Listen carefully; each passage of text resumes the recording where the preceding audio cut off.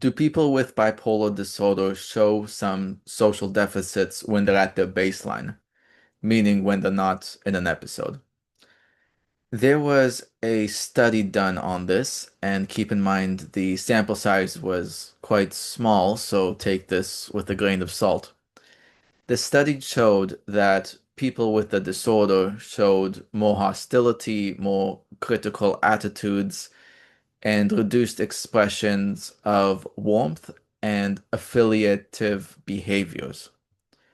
So, what this means, at least in the critical and the hostile elements of the results, is that they are more prone to conflict.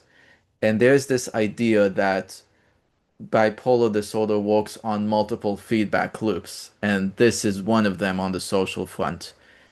Essentially, if I am more prone to conflict, then the conflict is more likely to elicit a strong response in me, which will lead to either mania or depression, which will then reinforce the hostile and critical attitudes of mine, which will lead to more conflict, and so on.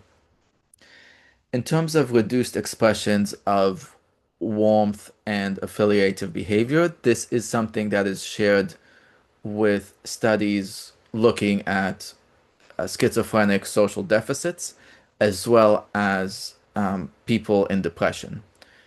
Essentially, this is you not being as warm and close to the people around you. I don't know if this is a personality thing or a bipolar thing, but this one certainly applies to me. After I found this out, I looked at some old photos, and I was always the one who was a little bit farther than everybody else. And it's not because I don't like them or anything like that.